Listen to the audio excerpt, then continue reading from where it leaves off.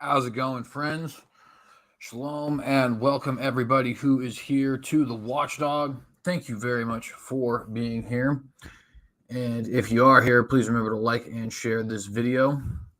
Please consider subscribing to the channel if you have not done so and hit that bell to get notified every time that we go live. If you are here, remember that there are multiple different ways you can follow us that are not just limited to what we do here on YouTube. For example, you can follow us on Gab, Parler, Facebook, Minds, Twitter, and Truth Social at the tag The Synagogue. If anybody would like to join us there, I certainly do appreciate you doing so. Just remember to also share this video to those websites if you are indeed going to be joining. And I certainly appreciate anybody, again, who is doing that. Also want to remind you guys that you can help support the work that we do either by giving a one-time donation to the PayPal or by subscribing to the Patreon. Links to all social media as well as financial contribution places are in the comment section below.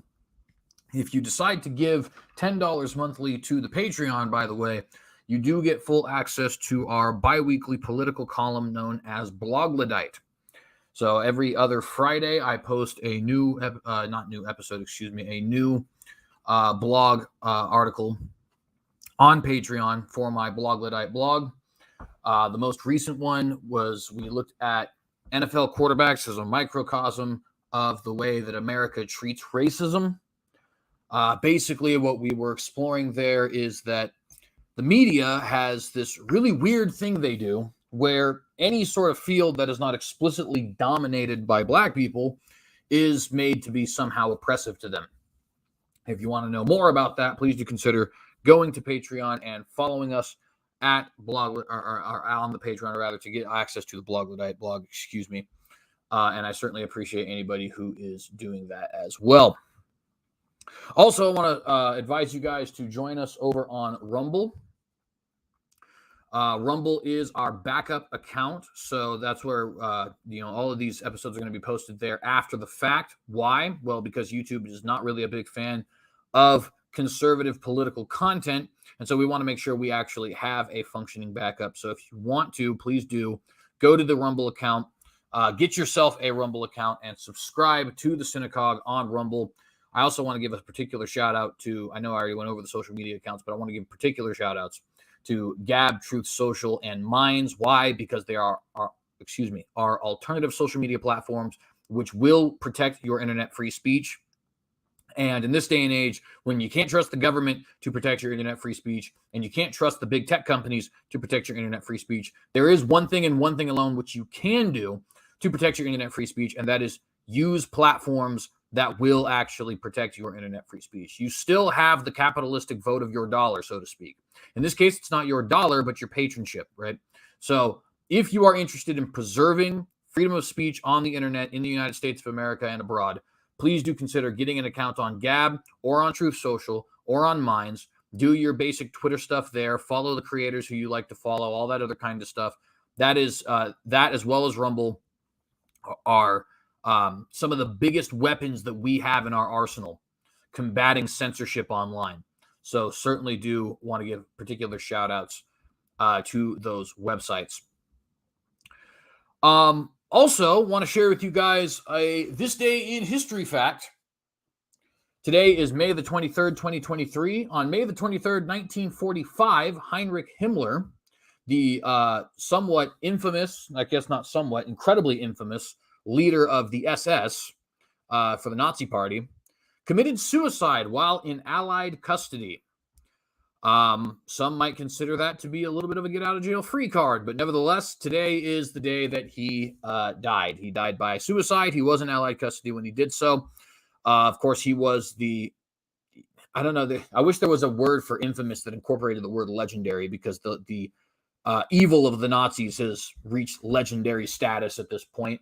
But of course, the phrase legendary or legend or anything like that is typically used with positive connotations, and there ain't nothing positive about anything Heinrich Himmler has ever done.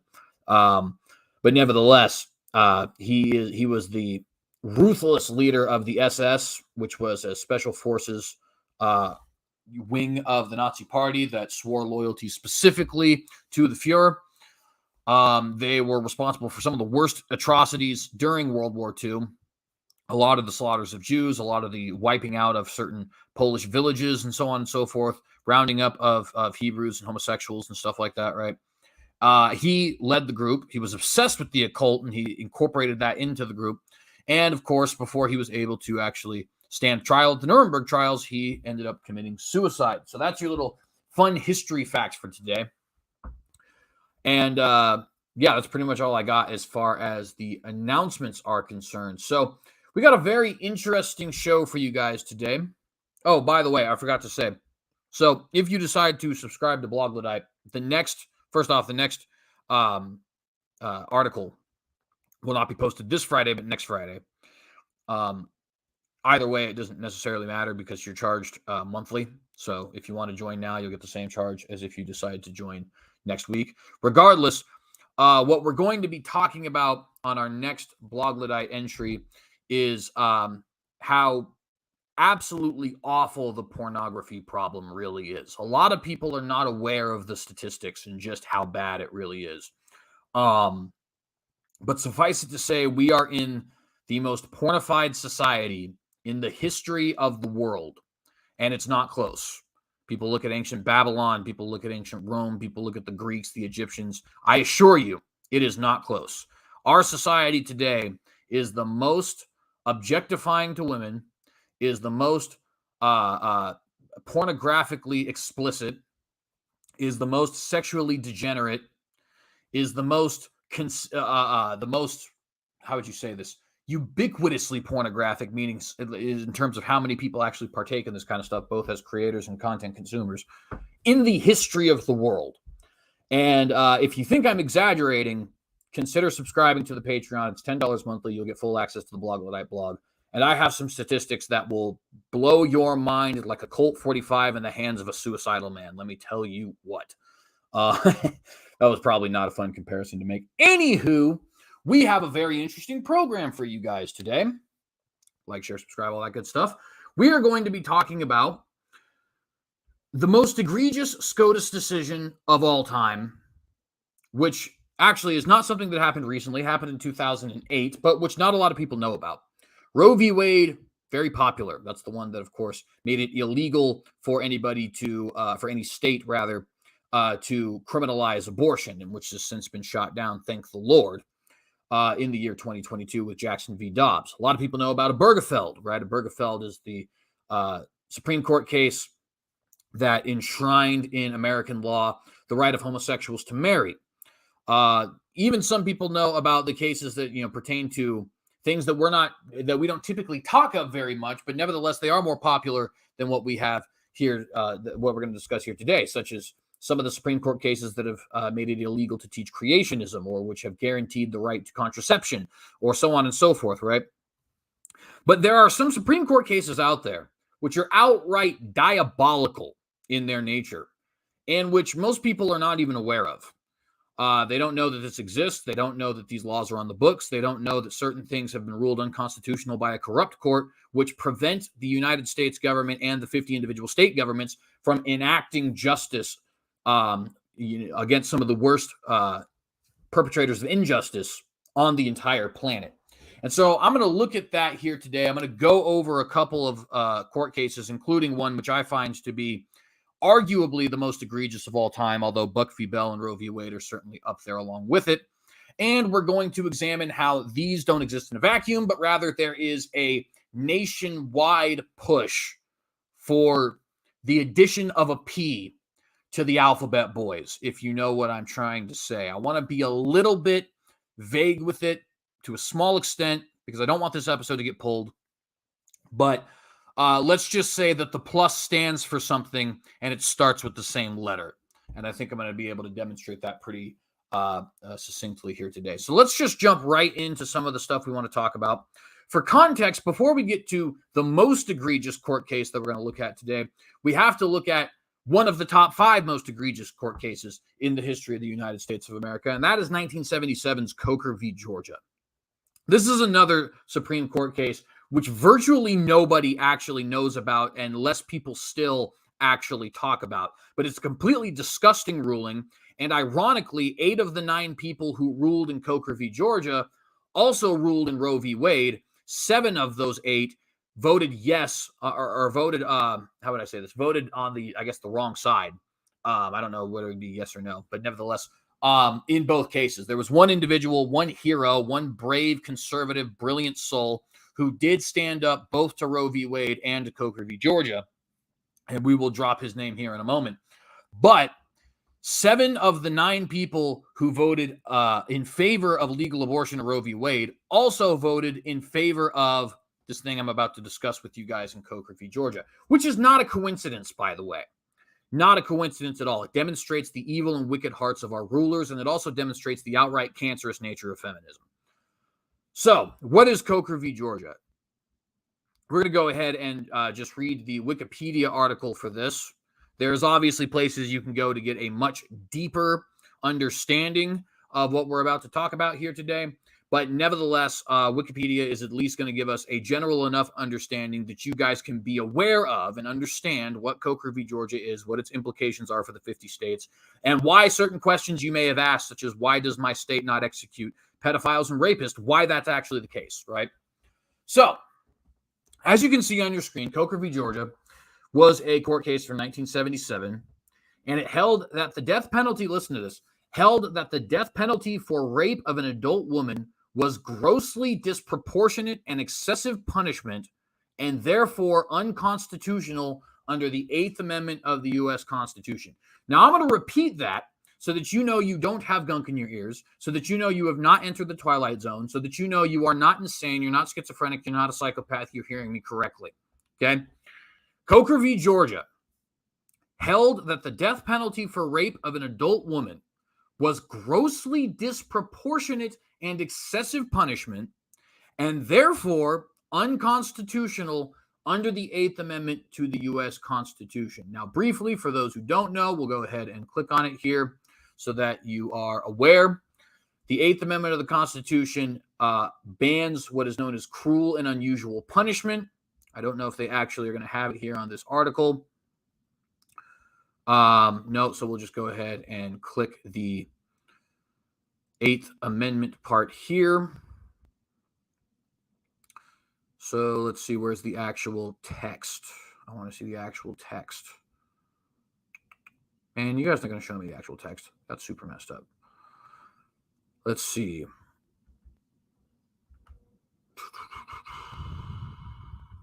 All right. I figured Wikipedia would actually show me the text of this amendment, but it does not. Oh, yes, it does, right here.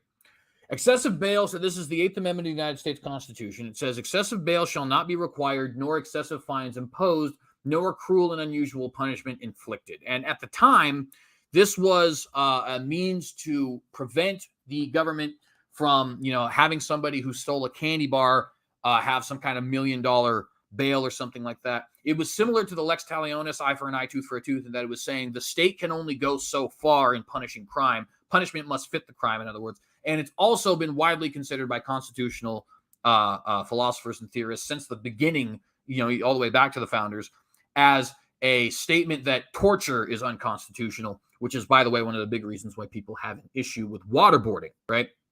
So the point was to make sure the punishment fits the crime and to make sure the United States government is not torturing people, right? That's why the founders put that in the Eighth Amendment. Cruel and unusual punishment, not cool, right?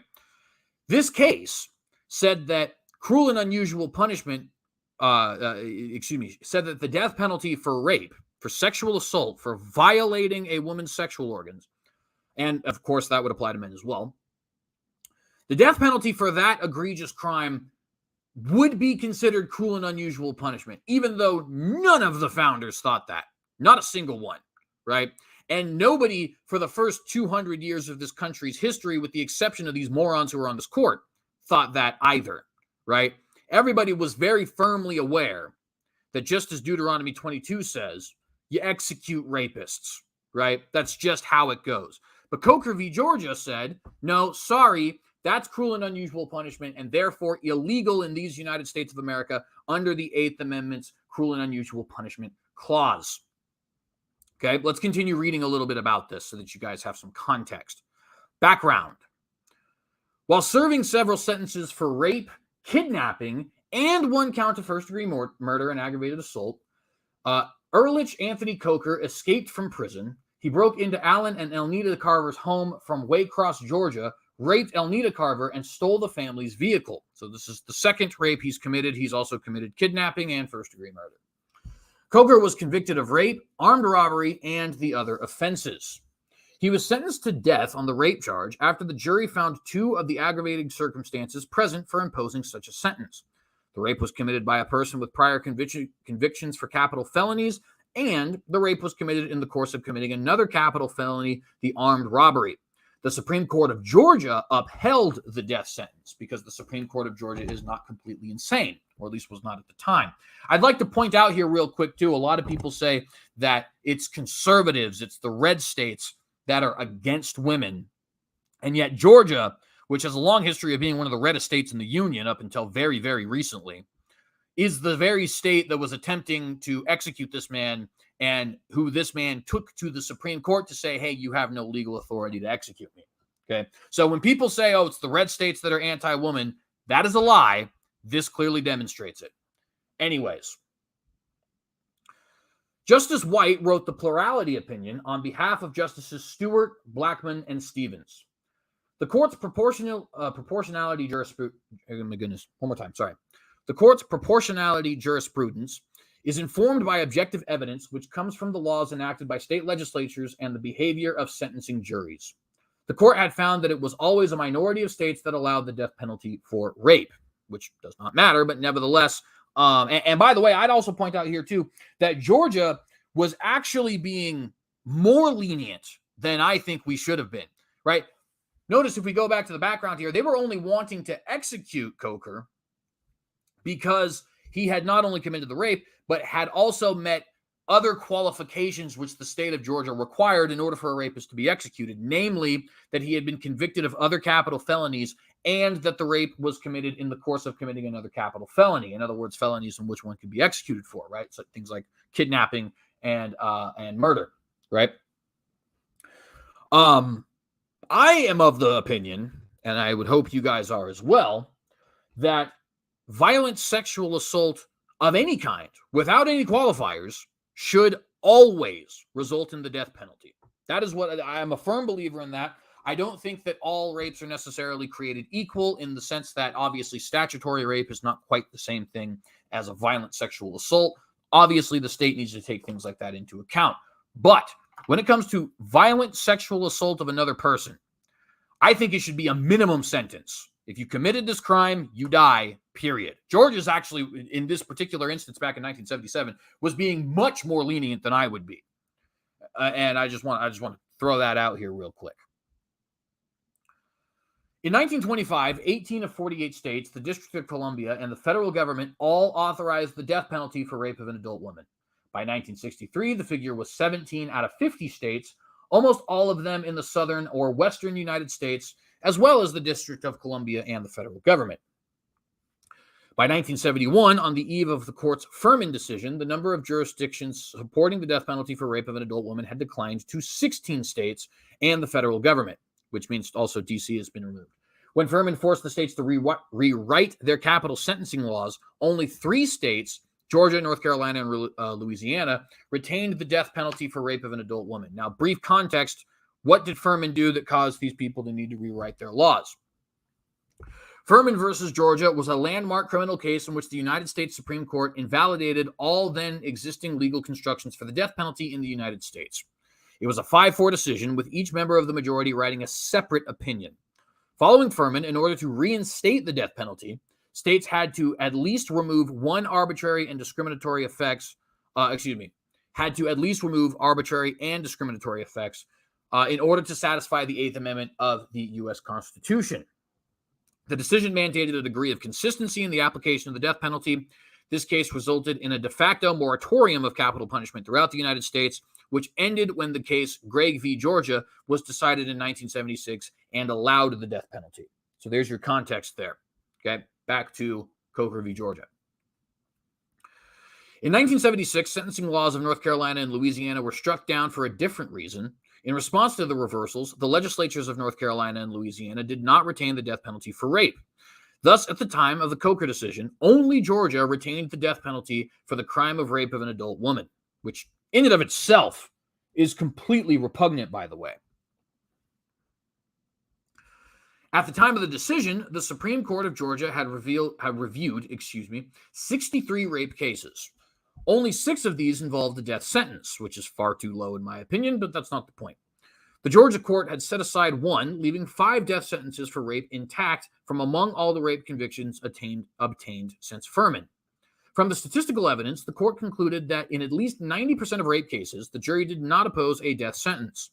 The objective evidence, state death penalty laws, and behavior of juries suggested that the death penalty for rape was rare. But objective evidence does not dictate the outcome of the court's proportionality analysis.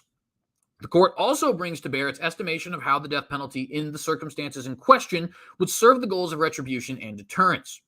Rape is a serious crime, quote, short of homicide, it is the ultimate violation of self, end quote. It typically involves violence and injury, both physical and psychological, but the court denied that it involves serious injury.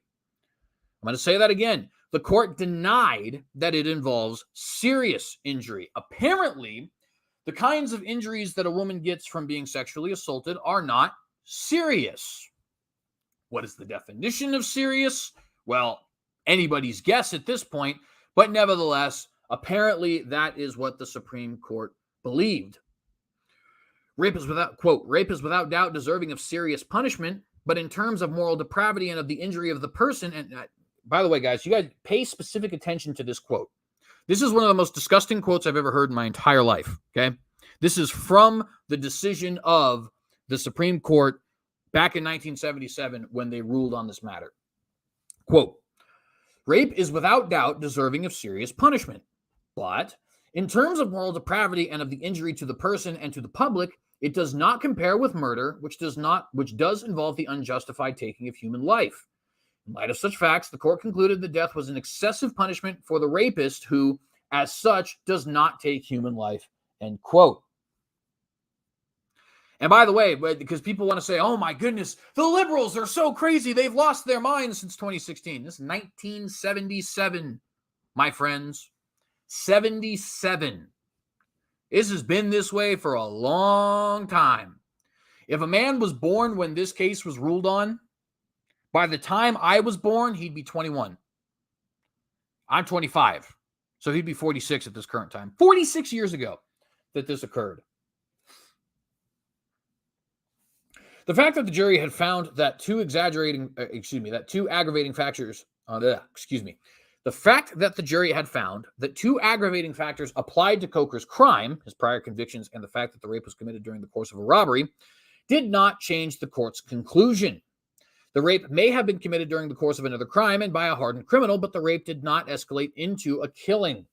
Finally, even a deliberate killing does not merit a death sentence under Georgia law without the finding of aggravating factors. Justices Brennan and Marshall concurred in the judgment because the case struck down a death penalty in keeping with their view that the death penalty is per se cruel and unusual punishment. So their opinion was that the death penalty for any crime whatsoever is cruel and unusual punishment. Justice Powell concurred in the judgment, but he emphasized that the death penalty may be appropriate for rape if there are aggravating circumstances, but only if there are aggravating circumstances. And even in this case, where he did find, where the state of Georgia did find aggravating circumstances, Powell still voted in favor of the decision. The only 2 people who voted against the decision were the following: Chief Justice Berger, joined by Justice Rehnquist, dissented because he believed that the proportionality principle the court had engrafted under the 8th Amendment encroached too much on the legislative power of the states. Berger preferred to concentrate on the narrow facts of the case. Was it proper for Georgia to impose the death penalty on Coker, a man who had escaped from prison while serving a sentence for murder and raped another young woman? This is a quote from Berger. Whatever one's view may be as to the state's constitutional power to impose the death penalty upon a rapist who stands before the court convicted for the first time, this case reveals a chronic rapist whose continuing danger to the community is abundantly clear, end quote. Obviously, Berger is somewhat of a rational man, we can see here. Berger defended the state's prerogative to impose additional punishments for recidivists, including a death sentence for prisoners who commit crimes.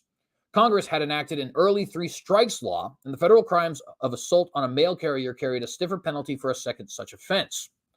Other states also carried harsher penalties for habitual criminality. He believed that, quote, the Eighth Amendment does not prevent the state from taking an individual's well-demonstrated propensity for life-endangering behavior into account in devising punitive measures which will prevent inflicting further harm upon innocent victims, end quote.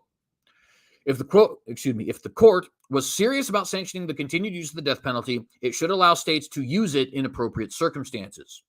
Furthermore, rape is a heinous crime. Quote, a rapist not only violates a victim's privacy and personal integrity, but inevitably causes serious psychological as well as physical harm in the process.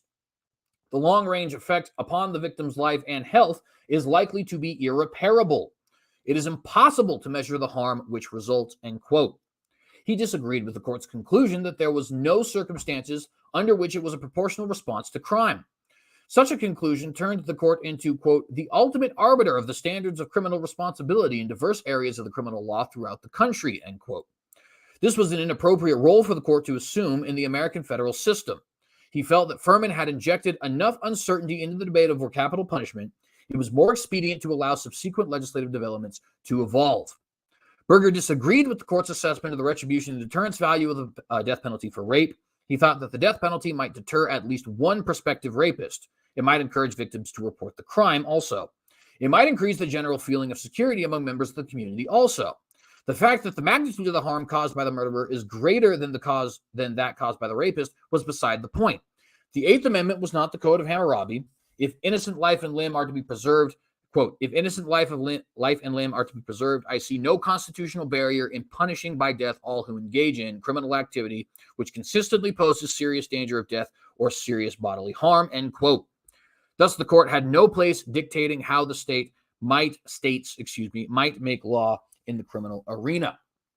Now, really quickly, it's important to point out here, he says the Eighth Amendment is not the Code of Hammurabi, referencing that lex talionis, eye for eye, tooth for tooth. But in the Holy Bible, the Torah, the Law of Moses, we also see eye for eye, hand for hand, foot for foot, etc., the lex talionis, which is the law of retribution being translated. And according to Moses, at least, it is not a violation of the lex talionis to execute a rapist. How do we know? Well, because the same Torah that says eye for eye, hand for hand, foot for foot also says that if you see a man who has forced himself upon a young maiden, that you are to execute him, take his life, Deuteronomy 22. So even with him saying, and I don't know what the Code of Hammurabi actually says. I know I've read the Code of Hammurabi. In fact, I own it here somewhere, but I don't recall what exactly it says about execution of rapists. Nevertheless, my point here is Berger is even wrong in so much as that he sees the Eighth Amendment as being contrary to the lex talionis and not quite as stringent on fair punishment as the lex talionis, whereas one of the most famous examples of the lex talionis, that being Moses, did not feel it was the case. Okay, so I told you I was going to let you guys know about this guy who dissented in both cases. It is this absolutely fantastic stallion of a man right here, William Rehnquist.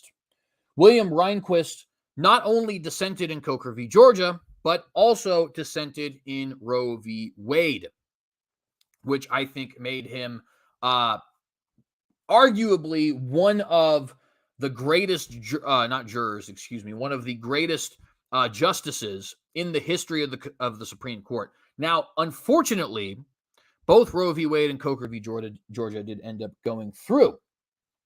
But William Rehnquist is the only person to stand up to both.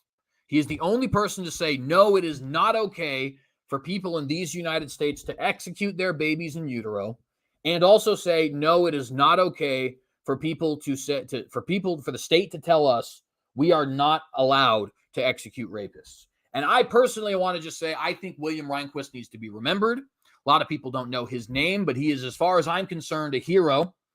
As far as I'm concerned, he is the greatest justice of the court in the last 100 years, bar none. And I think he deserves to be remembered for taking such a courageous stand against the moral depravity, the disgusting nature of the United States federal government from 1972 and forward. Rehnquist voted, like I said, both against Roe v. Wade and Coker v. Georgia. He is the only person to vote against both. Now, obviously, you saw Justice Berger here did vote against the courts in Roe v. Coker v. Georgia.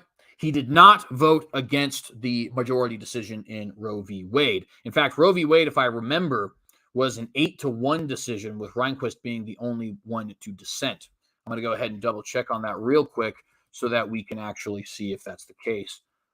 Let's see.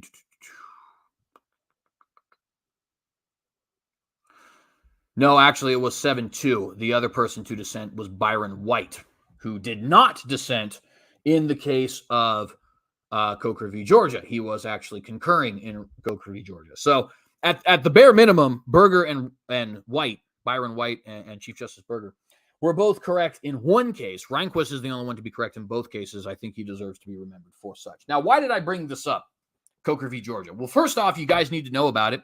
If you've ever sat there and said, why does my state not execute rapists? Well, because they're not allowed to. They're not allowed to. The Supreme Court has ruled that that is unconstitutional. And when people want to talk about, oh, we need to get rid of Citizens United, or we need to get rid of Obergefell, right? Or all these other court cases that people want to get rid of.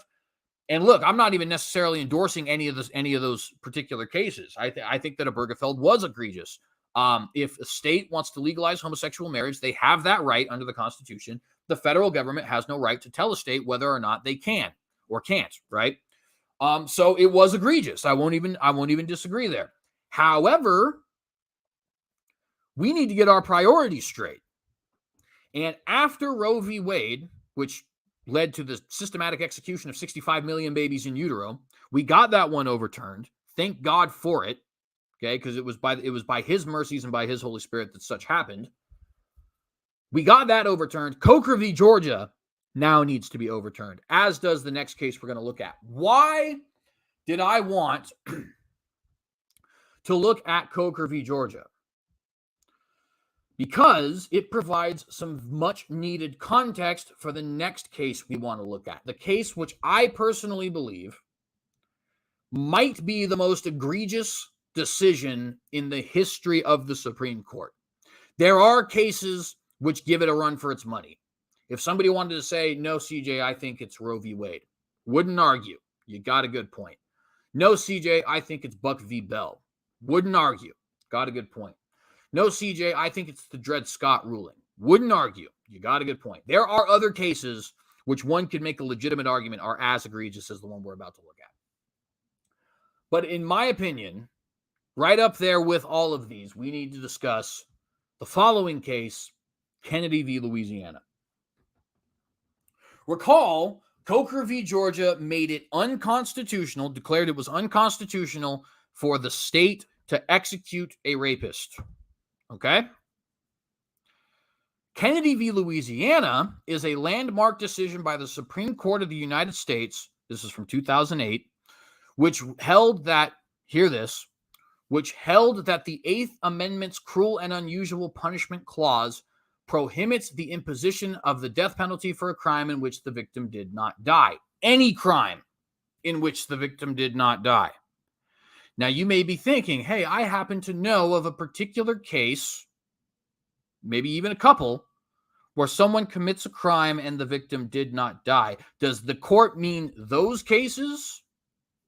Not only does the court mean those cases, but those cases are the thing which caused this case to go to court in the first place. Let's hear this. Background. Patrick O'Neill Kennedy, a man, quote unquote, from Harvey, Louisiana in Greater New Orleans, was sentenced to death after being convicted. Listen to this, guys. Trigger warning, by the way, in case anybody needs that sort of thing.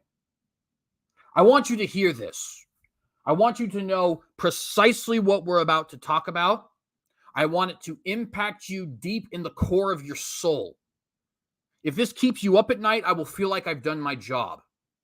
Listen closely and comprehend and empathize with what I am about to say. Patrick O'Neill Kennedy, a man from Harvey, Louisiana in Greater New Orleans, was sentenced to death after being convicted, hear this now, of raping and sodomizing his 8-year-old stepdaughter. I'm going to repeat that. Was sentenced to death after being convicted of raping and sodomizing his 8-year-old stepdaughter. My apologies. The rape taking place in March 1998 was uncommonly brutal. It tore the victim's perineum, quote, from her vaginal opening to her anal opening. Doesn't cause serious injury.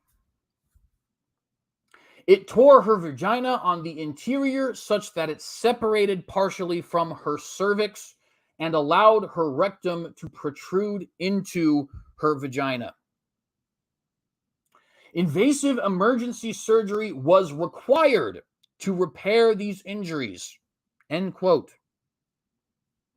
Kennedy maintained that the battery was committed by 2 neighborhood boys and refused to plead guilty when a deal was offered to spare him from a death sentence. Nevertheless, he was convicted in 2003 and sentenced under a 1995 Louisiana law that allowed the death penalty for the rape of a child under the age of 12.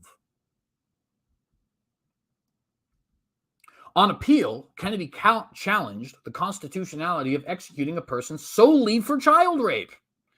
And the Louisiana Supreme Court rejected the challenge on the grounds that the death penalty was not too harsh for such a heinous offense. Go Louisiana Supreme Court of 2008. The court distinguished the U.S. Supreme Court's plurality decision in Coker v. Georgia, concluding that Coker's rejection of death penalty as a punishment for rape of an adult woman did not apply when the victim was a child. Rather, the Louisiana Supreme Court applied a balancing test set out by the U.S. Supreme Court in more recent death penalty cases, such as Atkins v. Georgia and Roper v. Simmons, first examining whether there is a national consensus on the punishment and then considering whether the court would find the punishment excessive. The Louisiana Supreme Court concluded that the adoption of similar laws in 5 other states, coupled with the unique vulnerability of children, satisfied Atkins and Roper. Kennedy was one of 2 men in the country sentenced under the sentence of death for a crime other than murder. The other, Richard L. Davis, had been sentenced under the same Louisiana law. Kennedy sought direct review of the Louisiana Supreme Court decision in the Supreme Court of the United States, which agreed to hear the case in January of 2008. Remember what the court ruled.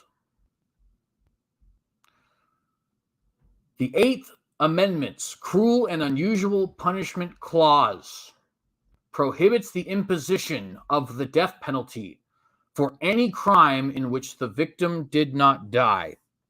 And what crime in particular brought this case to their attention?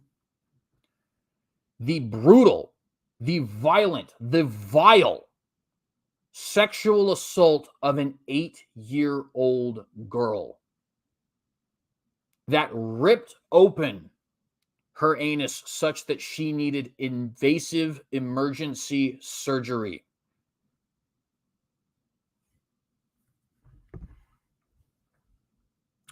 We're going to continue. In seeking, don't really know how to pronounce this word, sorry, certiorari, excuse me. The U.S. Supreme Court's Jeffrey L. Fisher and the U.S. I got to redo this. Sorry, my head's all mixed up because I'm so disgusted with what I'm reading. In seeking certiorari, however you say that, which, while I may not know what it says, let me just show you guys what it actually is a court process to seek judicial review of a decision of a lower court or government agency. So in seeking the review by a higher court, Jeffrey L. Fisher, a Stanford Law School professor appealing on behalf of Kennedy because he's disgusting, argued that 5 states do not constitute a national consensus for the purpose of the Eighth Amendment analysis, that Coker v. Georgia should apply to all rapes regardless of the age of the victim, and that the law was unfair in its application, singling out black child rapists for death at a significantly higher rate than whites, because, of course, the liberals have always got to bring race in it. Oh, how dare you want to execute a black man for tearing open an 8-year-old woman's anus. That's racist. Disgusting. The case pitted the Eighth Amendment's definition of cruel and unusual punishment against states' rights as defined in the 10th Amendment, with the issue being whether states may constitutionally impose the death penalty for any crime other than murder as a principle of a state's right to impose a punishment as it saw fit. Under the 10th Amendment, and in particular, whether a death sentence is a disproportionate penalty under the 8th Amendment for raping a child. In particular, the case was to look at whether or not, in particular, executing a child rapist was disproportionate under the 8th Amendment's cruel and unusual punishment clause. Friends, if I wanted to pay somebody to make up, I give you $1,000, make up something that will make me want to vomit that the federal government could possibly do, they couldn't do better than this. Jefferson Parish, Louisiana Assistant District Attorney Jefferson Parish, Louisiana Assistant District Attorney Juliet L. Clark argued for the state of Louisiana, and Texas Solicitor General Ted Cruz argued for the state of Texas and other amicus curiae states. By the way, that same Senator Ted Cruz is the man we could have had as president in 2016, but we chose Donald Trump instead because we're freaking retarded. Anyways, questions of law presented. Does the 8th Amendment's cruel and unusual punishment clause permit a state to use the death penalty to punish the crime of rape of a child? If so, does Louisiana's capital rape statute violate the 8th Amendment insofar as it fails to genuinely narrow the class of such offenders eligible for the death penalty? On June 25th, 2008, the Supreme Court, splitting 5-4, held that splitting 5-4, 5 of these dirtbags actually ruled in favor of the child rapist. I barely know what to do with this information. Every time I read this, I've known about this for quite some time, it blows my mind that this is not consistently discussed. And again, all for repealing Roe v. Wade. We needed to do that. We absolutely needed to repeal Roe v. Wade. But how is this not on people's radar? It should absolutely be on people's radar. I've seen Allie Beth Stuckey say 16 different times on her Twitter account that we should be executing rapists. And yet she's never once brought up Louisiana v. Kennedy. I can only assume she doesn't know or doesn't think that it's a matter worth pursuing, which I certainly hope it's not that, because that would be absolutely repulsive. Nevertheless, nobody ever discusses this. I want this repealed yesterday, 3 years ago. In fact, this was ruled in 2008. I want it repealed in 2008. On June 25th, 2008, the Supreme Court, splitting 5-4, held that the 8th Amendment bars Louisiana. This is what they held. Quote, quotation, the 8th Amendment bars Louisiana from imposing the death penalty for the rape of a child where the crime did not result in and was not intended to result in the victim's death, end quote. The majority opinion, authored by Justice Kennedy, the court explained that the application of the death penalty had to rest on national consensus, even though that directly violates the 10th Amendment of the Constitution, which says anything that is not clearly articulated in the United States Constitution or under federal law is retained by the people and the states. People wonder why we make such a big deal over the states' rights issue back in the war between the states, 1861 to 1865, commonly known as the U.S. Civil War. This right here is why. It is not true that national consensus dictates what a state is able to do with its individual laws. That is bullshit. Excuse my French. And it is absolutely disgusting excuse to allow a vile child rapist to continue breathing God's good air.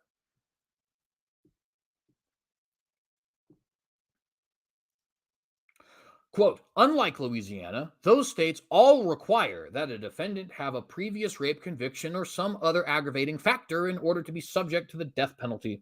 And no one has yet been sentenced to death under any of these laws, end quote. In formulating the idea of national consensus, the court relied on the previous cases, Roper v. Simmons, which outlawed the execution of minors, and Coker v. Georgia, which outlawed the application of the death penalty for the crime of rape. According to the court, quote, the death penalty is not a proportional punishment for the rape of a child. Oh my God.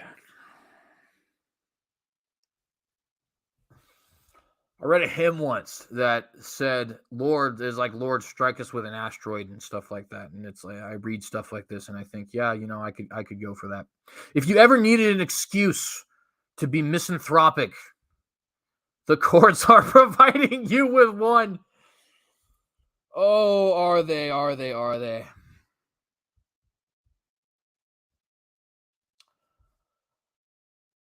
Quote, the death penalty is not a proportional punishment for the rape of a child. I don't even know what to do with this, dude. Like,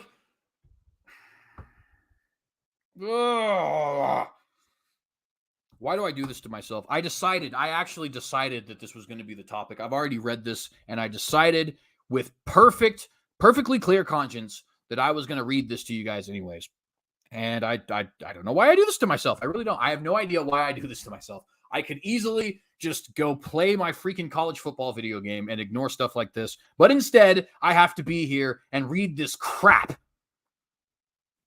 And I don't know. Obviously, it's a good thing. People need to know. Oh my God. Okay. I'm okay.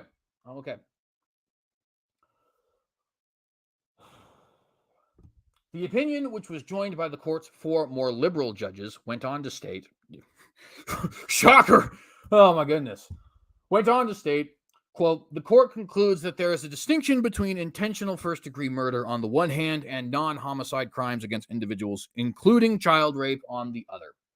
The latter crimes may be devastating in their harm, as here, but in terms of moral depravity and of the injury to the person, to the public, they cannot compare to murder in their severity and irrevocability.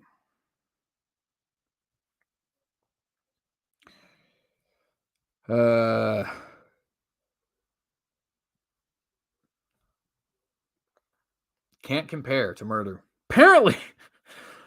Oh my goodness. I can't I can't do this, dude. Oh my goodness. All right. The opinion concluded that in cases of crimes against individuals, hang on.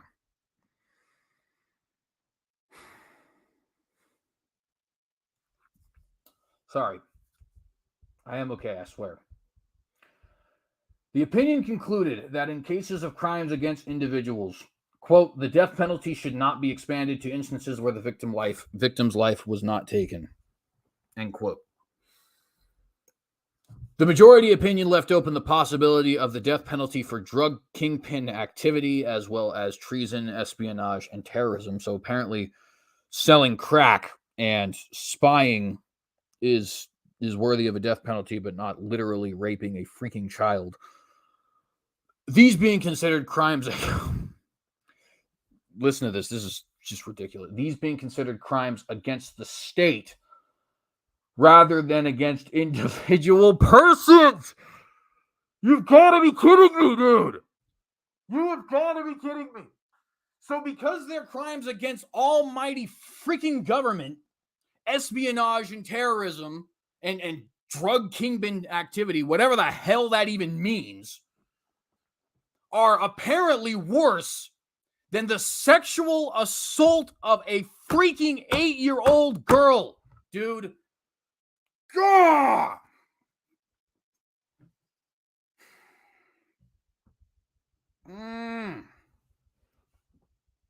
Just 1 second. I'm sorry. I gotta step away for a second.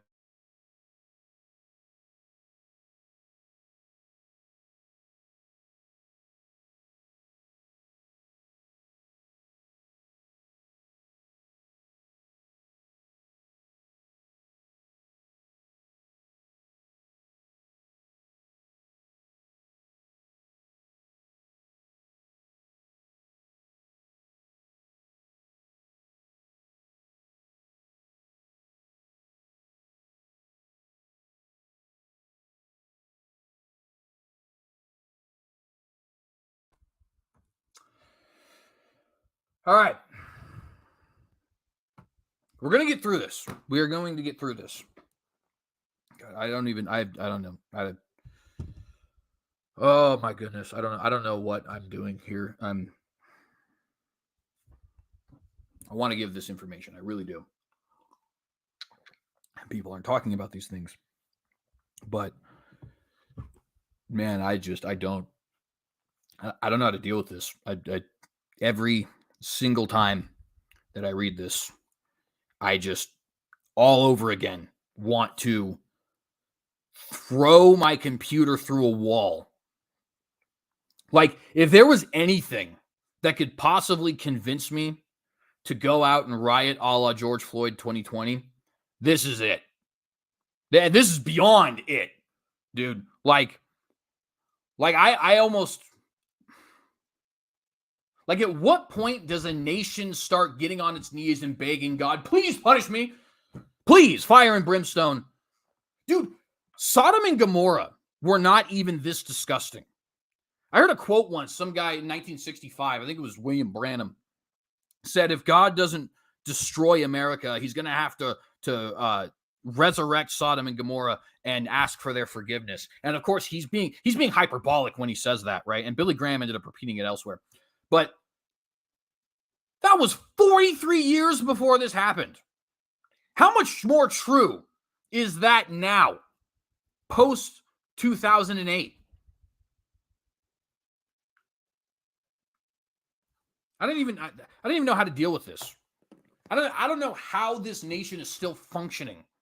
I guess it's not. I mean, I guess when we see a freaking dementia patient leading the country right now and riots in 14 different major cities all across the country, and both political parties being in bed with the big pharmas and big tech and the military industrial complex and all that kind of stuff, I guess that's probably evidence that we are under some kind of judgment.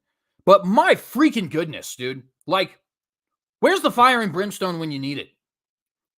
And I live in this country, for crying. I got a freaking American flag outside of my backyard, back porch, whatever. I live in an apartment. Doesn't even matter. You get the idea. Oh my goodness. Okay.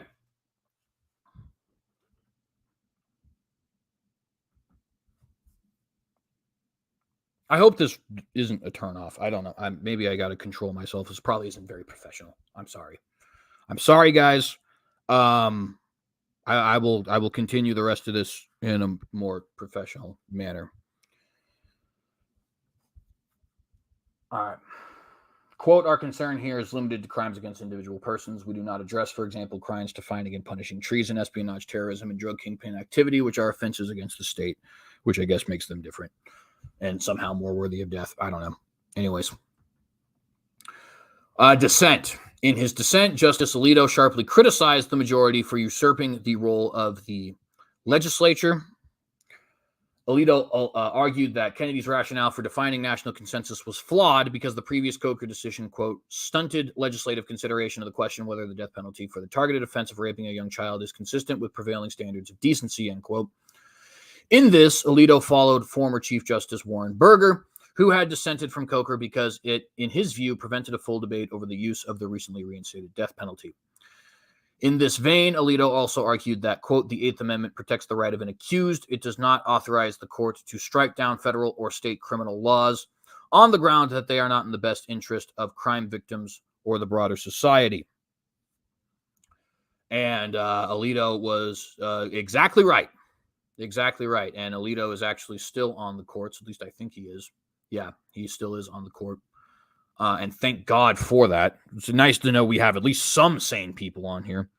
In fact, I'll just let you guys know who the dissenters were. So it was Clarence Thomas, Justice Alito, Anton Scalia, and who was the last one?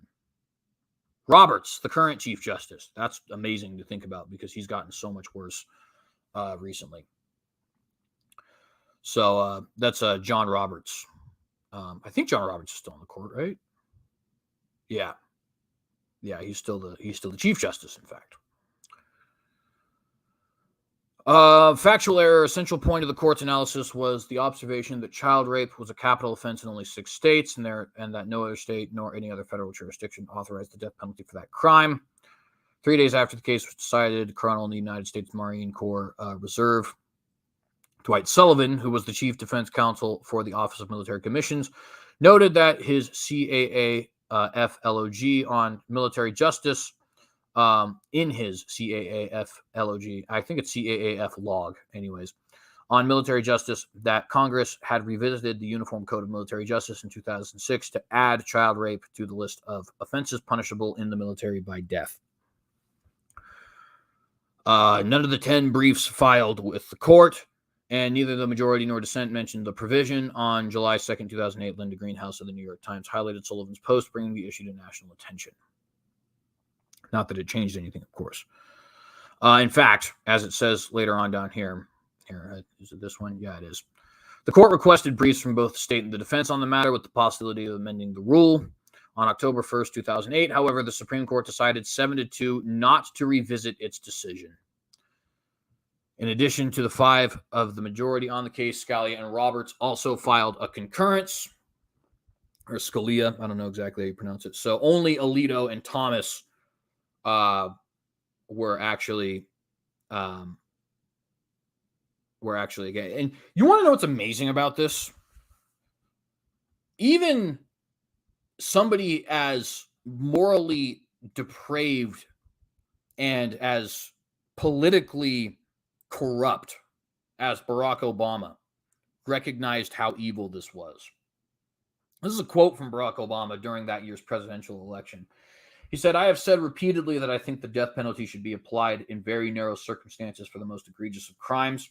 I think that the rape of a small child, 6 or 8 years old, is a heinous crime, and if a state makes a decision that under narrow, limited, well-defined circumstances, the death penalty is at least potentially applicable, that does not violate our Constitution," end quote. Even Obama recognized how just insane this was. Insane. Not just evil, and it is. Not just stupid, and it is. But literally lacking sanity. And I don't know. Things like this make me think when you have those theonomists out there who are saying like the Torah should be our national law. It's like, I mean, you're certainly offering a good case. The courts are basically handing the theonomists their case on a silver platter to say, hey, let's make Torah law because clearly we can't figure it out ourselves.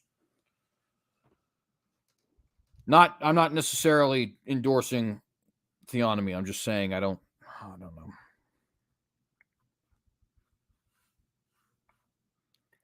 All right. Okay. We've got you got the idea. So yeah.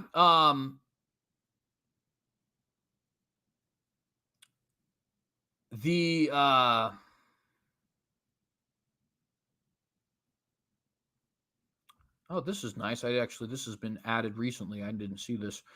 In 2003, Florida Governor Ron DeSantis supported moves to have the death penalty for child rapists, which could ultimately challenge the precedent of Kennedy v. Louisiana. In May 2023, Florida Governor Ron DeSantis signed a bill that allows the possibility of the death penalty for the rape of a child under 12 years of age. You know, I don't usually like Ron DeSantis, but that's good on you, dude. Still think it's super weird that you have this like ridiculous Messiah complex, but nevertheless, appreciate that.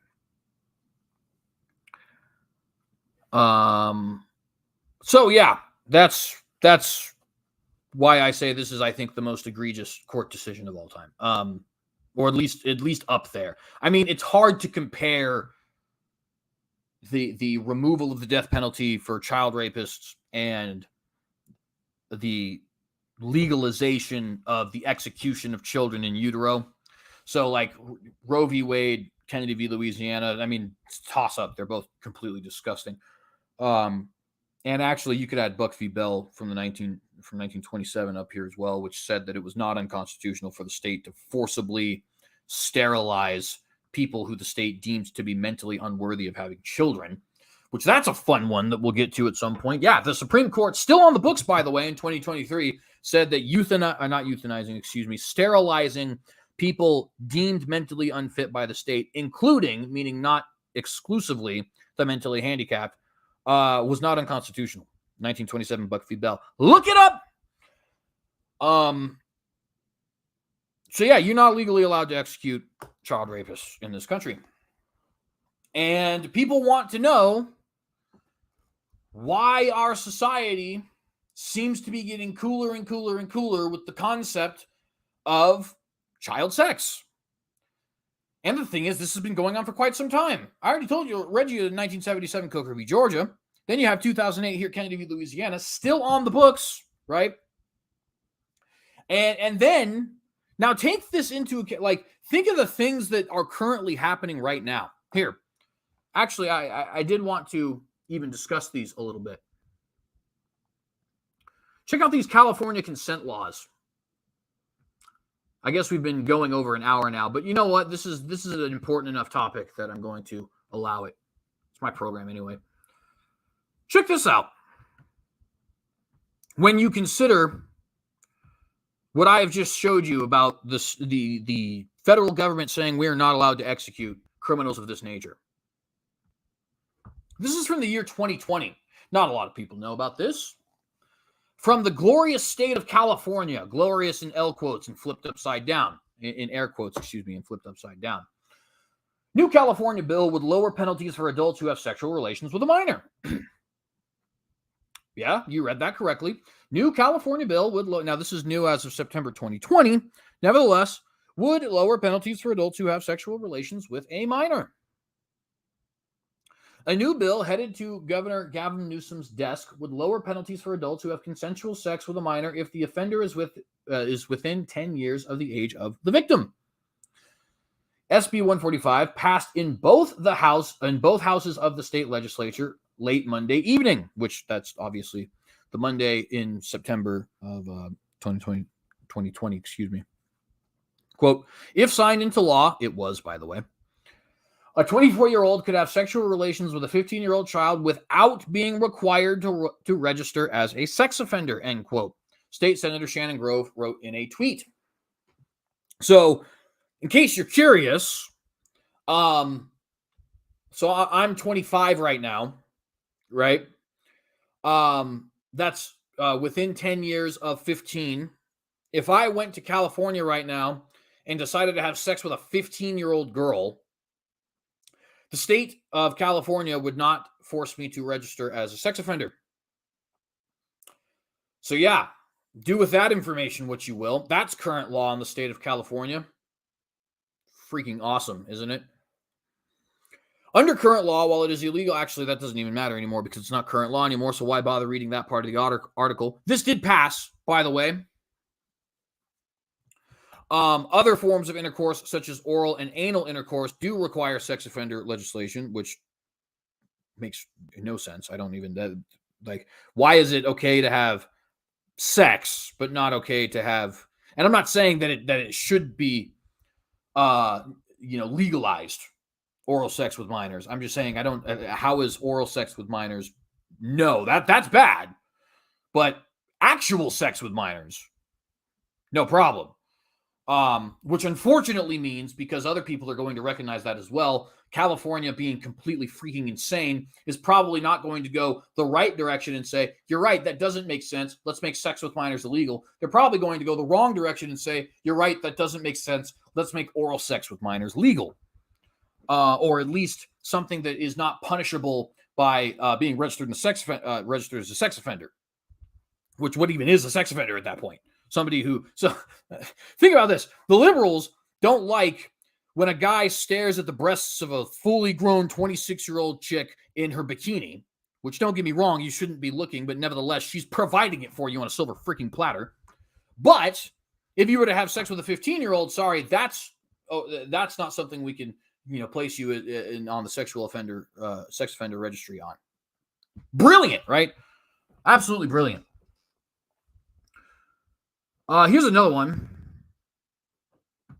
that I wanted to show you guys, keeping in mind this case. Kennedy v. Louisiana. Washington bill, allowing government to hide your kid from you clears house. Yeah. So in the state of Washington, it's okay for for the government to hide your child from you under certain circumstances. What are those circumstances? The Washington House has passed a bill allowing shelters to keep runaway juveniles from their parents. For what reason?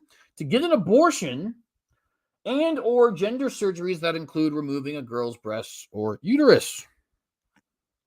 So that's cool, right? The state can literally kidnap your children. If you, and here, I got to get a new banner up here. Can literally kidnap your children, hide them from you if they want to change their sex or murder their baby. And then, of course, if the state decides to do anything egregious to them during the course of that kidnapping, well, the state's not allowed to actually execute anybody because Kennedy v. Louisiana said that's not actually allowed. So now consider everything that we've gone over here. And Drag Queen Story Hour is a thing. And men using women's bathrooms because they feel like they're in the wrong body. I'm biologically a male, but I feel like a woman, right? And consider the whole Balenciaga nonsense that happened a couple months ago, right? Where Balenciaga was just outright endorsing child sex and child porn and had a little child doll, a teddy bear, a freaking child's teddy bear, right? In BDSM equipment, right? The show Cuties that had just come out recently, girls like the Catch Me Outside girl who goes by the rap moniker Bad Baby. I don't remember her real name. It's like Daniel Bergoglio or something like that. Sexualizing herself from ages 15 to 17. And then this literally the moment she turned 18, getting an OnlyFans and getting millions of people to subscribe to that OnlyFans within 24 hours, right? Consider the fact that the number one most popular pornography category is teen. Now, granted, that's legal teen because Pornhub has actually, and Tumblr and OnlyFans and etc. have all been busted having child pornography on their platforms. But nevertheless, the number one category of pornography in this country in 2023 is teen. And not far behind it, in second and third place, depending on which statistics you look at, are things like stepdaughter, stepsister. Okay? I'm not making this up, by the way. I'm not making this up. You can do the research for yourself if you like. I will just forewarn you that I have little to no faith in humanity as a result of the research I do for this program. And I hope this is at least useful for you guys in so much as you understand just how great the stakes are, just how much we really do need national reformation and national repentance. I mean, we're at Canaanite levels of disgusting at this point. This kind of stuff is why I start these shows by saying, here to tell you that we are living in biblical times. Because we are living in biblical times. Mark, be assured about this. Okay? People want to talk about the last days. I don't know what could possibly be more exemplary of the fact that we are living in the last days than everything I'm discussing here. Keeping all of these things in mind. And consider that when these people post child pornography on OnlyFans or what have you, or Reddit which has been busted for this, and Tumblr, which has been busted for this, and Twitter, which has been busted for this, Pornhub, which has been busted for this, so on and so forth. I mean, how many different websites have been busted for this? It's ridiculous when you actually start to look at the numbers. There was this group called Girls Do Porn. Their whole shtick was raping and getting minors, raping women and getting minors to do sexually explicit stuff on camera. And they did end up eventually getting busted and sued for it. In fact, I've done reports on it here on the Watchdog. But the company Pornhub, which is the #1 porn sharing website in America, knew about it and didn't remove the content. Which is why, for example, states like Utah have now passed laws that say if you live within their borders, you need to send your ID to the porn website you're on, demonstrating you're 18 years old or older. Literally forcing this pornography company to comply with basic decency. Not that we should expect a pornography company to comply with basic decency, but I'm getting beside my point. Consider all of these things, right? Men and women's locker rooms, drag queen story hour, people posting porn child porn all over the internet, teen porn being as popular as it is, California lowering the age of consent to 14, or saying at least that you won't be considered a sex offender if you have sex with somebody who's 14 if you're at least 24 years or younger, right? Washington saying they will legally allow state officials and shelters to kidnap your children to get them abortions and get them transgender surgeries and all that. On top of all that, 2008 Kennedy v. Louisiana, it's not legal to execute anybody for any of this. Somebody posts child pornography on Pornhub, not legal to execute them. Somebody decides to do something disgusting to your daughter in the locker room, not legal to execute them.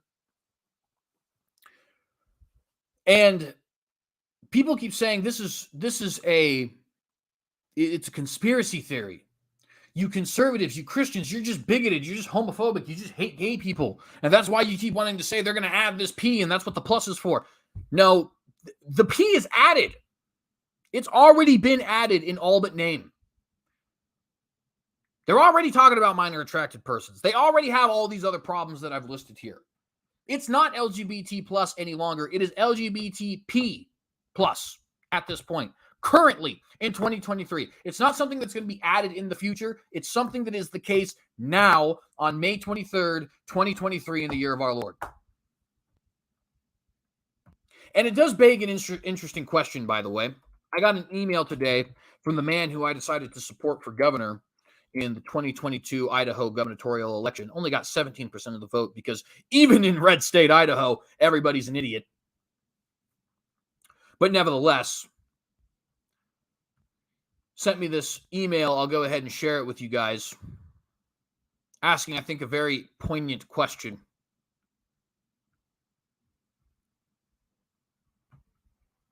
He says, what would cause you to fight back? And, read between the lines here, but he's not talking about on Twitter. Some acts should never be tolerated. Government agents taking children from loving parents is top of the list. Quote, leave our children alone or we will respond firmly, end quote. Watch how the Andersons' happy life turned into a nightmare, how neighbors came together to get their child back, and how the powerful institutions involved are trying to crush those who, lead the charge. Every mother and father's worst nightmare is to have their children kidnapped. This could happen to you. Don't be alone when it does. And then we have this video right here, which is about 4 minutes, which I'm actually going to show you. So, let's go ahead and do that. And we'll end it with this. We'll end it with this little 4-minute video. But it's a serious question. What would get you to when is it actually justifiable to riot, to have a rebellion?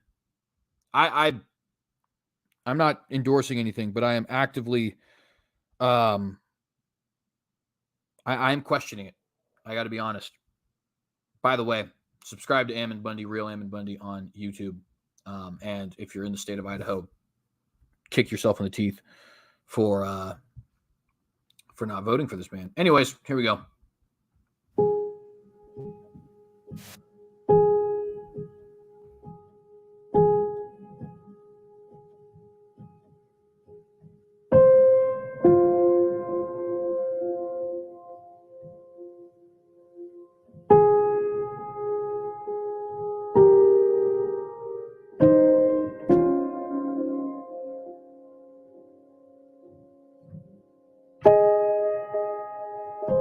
What reason are you arresting him? Guys, they're trying to take baby Cyrus from us. My husband's getting arrested.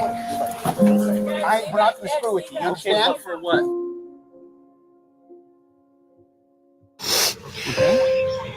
Please don't take him. I won't take him. I'll stand right here with you. We're going to take him to the hospital. And if you want to go, you can. Can I ride with him? Yes, you can. Okay. We'll get an ambulance here to transport you guys. Okay.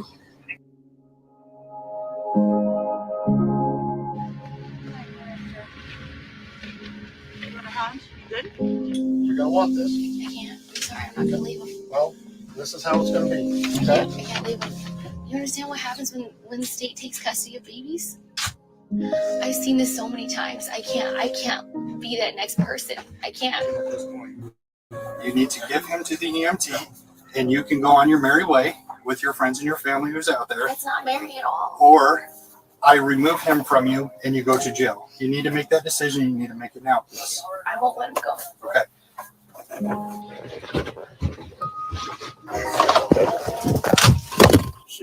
No, she's going to jail. Put your hands on your back. Okay?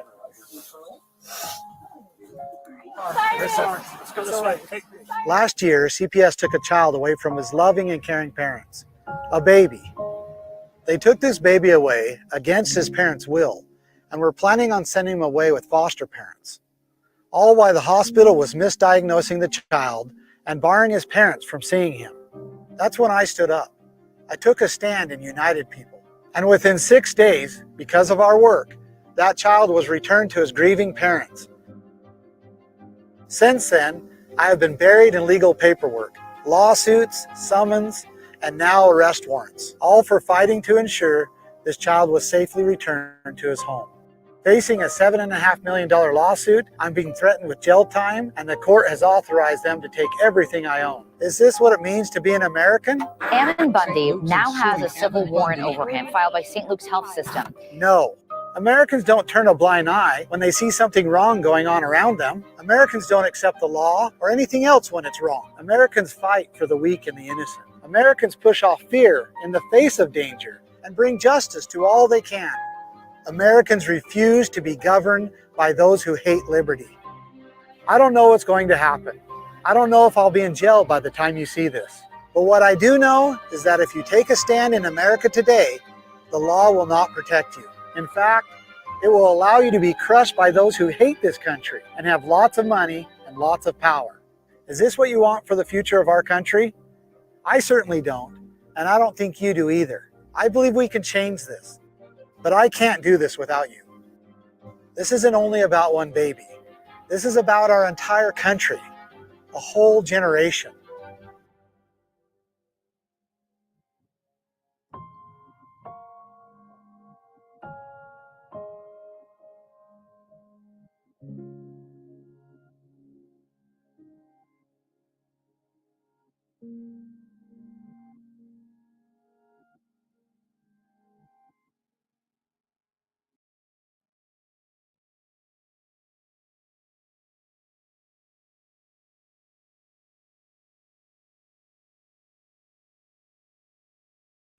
My own state actually failed to elect that man in 2022.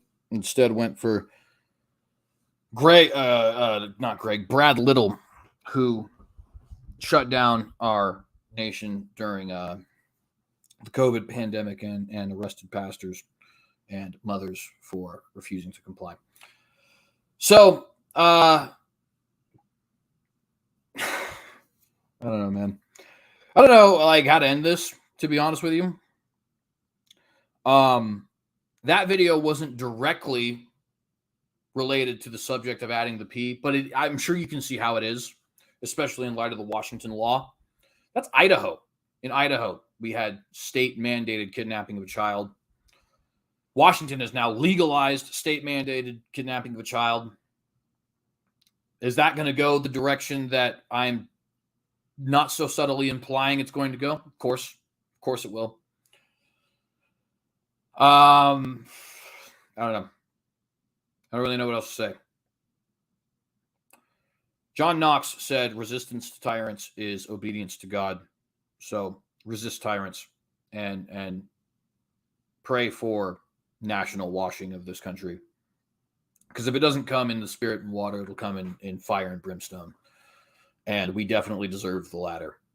So, yeah. Yep. If you guys liked this video, please remember to like and share. Well, liked. If you found the information in this video useful, please consider subscribing to the channel if you have not done so, and hit that bell to get notified every time that we go live. If you have any questions, comments, criticisms, concerns, critiques, anything of that nature in the comment section down below. I got a gut feeling that this video will be taken down. So in the description, there's a link to the Rumble account. Please consider subscribing there. This video will, even if it does get taken down here on YouTube, will still be available on Rumble. And all of our content, taken down or not, is always available on Rumble. So please do consider clicking there and subscribing to our Rumble account.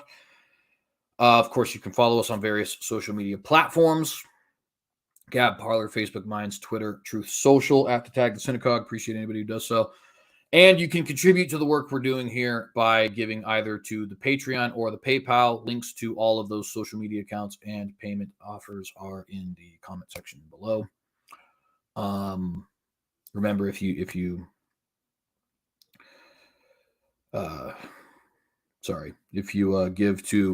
Patreon, you can get access to the Bloglodite blog. Our next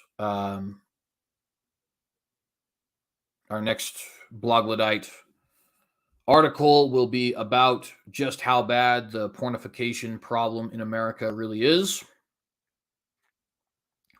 But you got to pay for that. It's $10 monthly. We post to Bloglodite every other week. Appreciate anybody who wants to do that. Obviously, the Watchdog podcast you get for free. I don't know, man. I do not know.